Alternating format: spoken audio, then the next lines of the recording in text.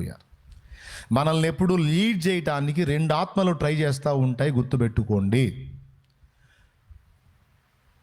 ఇద్దరు వ్యక్తులు ఎప్పుడు మనల్ని నడిపించడానికి ఎప్పుడు ప్రయత్నిస్తారు? ఒకటి దేవుని ఆత్మ, రెండు దురాత్మ.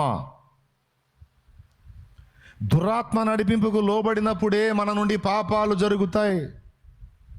పరిశుద్ధాత్మ నడిపింపుకు మనం లోబడినప్పుడే మనం దేవుని కార్యాలు చేయటం మొదలు పెడతాం.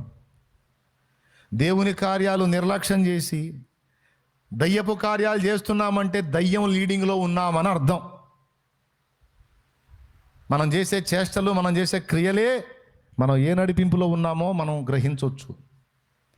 పరిశుద్ధాత్మ నడిపింపులో ఉంటే మనం పరిశుద్ధాత్మ సంబంధమైన ప్రార్థన, వాక్యం, సువార్త, సేవ, పరిశుద్ధుల సహవాసం, దేవుని స్తుతి, దైవిక ఆలోచనలు, దేవుని పనిగూర్చిన తలంపులతో నిండిపోతాం. ఎందుకంటే ఆత్మ ఎప్పుడు అటు నడిపిస్తాడు. నువ్వు వర్క్ చేస్తున్నా సరే దేవుడు నిన్ను వదిలిపెట్టాడు. నిన్ను ఆయన పాటలు పాడుకునేటట్టు రేపుతూ ఉంటాడు, ఆయన తలంపుల్లో ఉండేటట్టు చేస్తాడు. నువ్వు ఎంతగా లోబడతావు అంతగా వశపరుచుకుంటాడు పరిశుద్ధాత్మ. కొంతమంది ఏమో దేవుని బిడ్డలే, క్రీస్తు రక్తంలో కడగబడిన వాళ్ళే, ఎప్పుడు దేవుని ఆత్మ నడిపింపుకు లోబడి ఆత్మానుసారంగా అడుగులేస్తూ ఉంటారు. అలా అడుగులేసే వాళ్ళని ఆత్మ వశపరుచుకుంటాడు, ఇంకా ఇంకా డెప్త్లోకి తీసుకెళ్తాడు, చివరికి వశపరుచుకుంటాడు, నేను చెప్పిన భక్తుల అనుభవంలోకి తీసుకెళ్తాడు.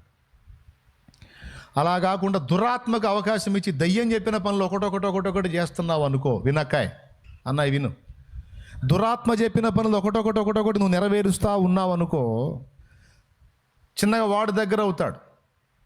దేవుని ఆత్మ మౌనం అయిపోతాడు, నీలోనే ఉంటాడు, మౌనం అవుతాడు. ఎందుకంటే నువ్వు దురాత్మకు వింటున్నావు కదా,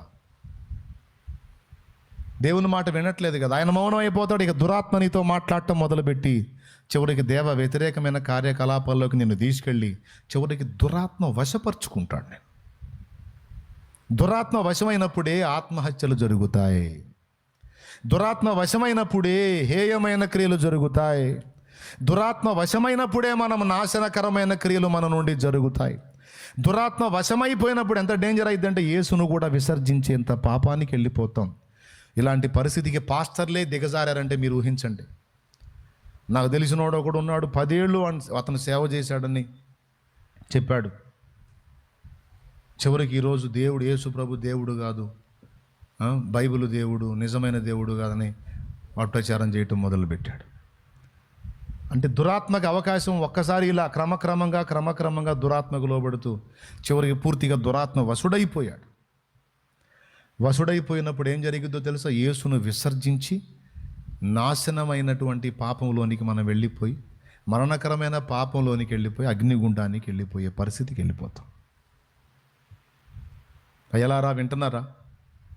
జాగ్రత్తగా వింటున్నారా? లేకపోతే బుధవారం కోవటం ఏదో వినాలని తీసుకుంటున్నారా? లైవ్లో ఉన్నవాళ్ళు ఎంతమంది లైన్లో ఉన్నారు? జాగ్రత్తగా వినండి.